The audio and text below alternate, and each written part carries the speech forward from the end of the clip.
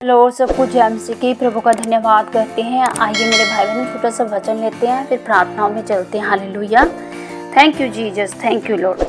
मेरे साथ निकालें नीति वचन 24वां अध्याय, उसकी हम 16वीं आयत पढ़ते हैं। क्योंकि धर्मी चाहे 7 बार गिरे तो भी उठ खड़ा होता है, परंतु दुष्ट लोग विपत्ति में गिर कर पड़े ही रहते हैं। हालेलुया। जी मेरे भाई बहनों, यहाँ लिखा है धर्मी चाहे 7 बार गिरे तो भी उठ खड़ा होता है, परंतु दुष्ट लोग विपत्ति में गिर कर पड़े ही रहते हैं। हालेलुया। जी मेरे भाई बहनों, हम जानते हैं कि धर्मी कौन है। धर्मी कौन होता है मेरे भाई बहनों? धर्मी वही होता है जो परमेश्वर के सम्मुख बिल्कुल पाक पवित्र खरा होता है, उसे ही परमेश्वर धर्मी बोलता है। हालेलुया। अगर हम अपने बाइबल के पुराने कैरेक्टर्स को देखते हैं तो जिसमें बहुत से परमेश्वर के ऐसे सच्चे दास थे जो अपने आप को परमेश्वर के सम्मुख बिल्कुल पाक और पवित्र रखते थे और जिन्हें परमेश्वर भी धर्मी मानता था। अगर हम नूह को देखते हैं तो परमेश्वर ने नूह को एक धर्मी जन बताया। परमेश्वर ने जब पूरे संसार को पानी के द्वारा नाश करने वाले थे, परमेश्वर ने कहा कि मुझे नूह के सम्मुख खरा और धर्मी कोई नहीं दिखा। परमेश्वर ने सिर्फ नूह को धर्मी और खरा देखा। तभी परमेश्वर ने नूह को बोला कि जा और अपने आप और अपने परिवार को बचाने के लिए एक बड़ी नाव बना। हालेलुया। जी मेरे भाई बहनों, क्या आप लोग जानते हैं धर्मी के लिए परमेश्वर की एक बड़ी विशेष योजनाएं होती है। धर्मी के जीवन में अगर दुख भी आता है तो वो कुछ क्षण का, कुछ समय का होता है, लेकिन परमेश्वर उसे फिर से उठकर खड़ा कर देता है, उठाकर खड़ा कर देता है। जी मेरे भाई बहनों, क्योंकि हम जानते हैं धर्मी के जीवन में जो भी बातें आती हैं, ऐसी कोई भी परिस्थिति आती है, बुरी से बुरी, कठिन से कठिन, मुश्किल से मुश्किल परिस्थिति, जब भी अगर कोई ऐसी समस्या भी आती है, तब भी परमेश्वर उनको हर समस्याओं से, हर एक परिस्थितियों से निकालने की सामर्थ्य रखता है। क्योंकि यहाँ बाइबल में लिखा है धर्मी अगर 7 बार भी गिरता है तो वो 7 बार उठ खड़ा होता है। हालेलुया।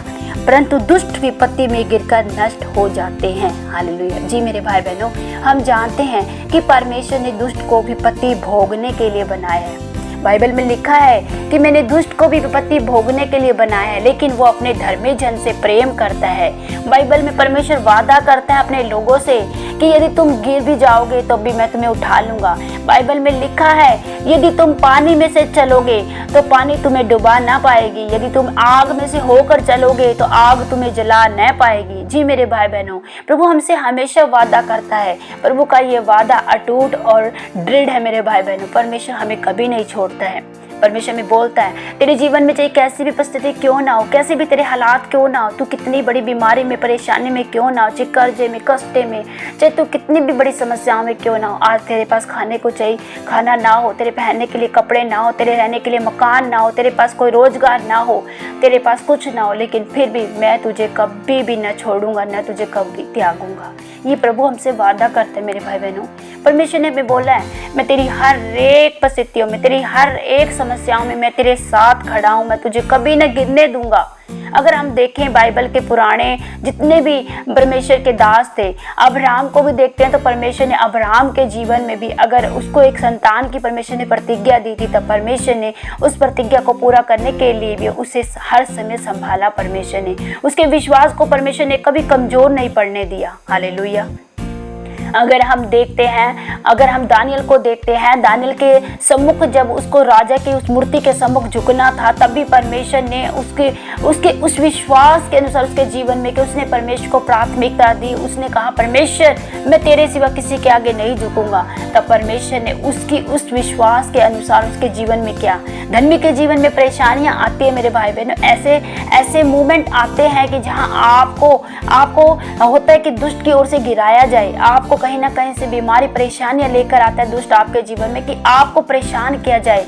लेकिन परमेश्वर क्या बोलता है, अगर आपके जीवन में से समस्या आती भी है तो भी परमेश्वर आपको गिरने नहीं देता है।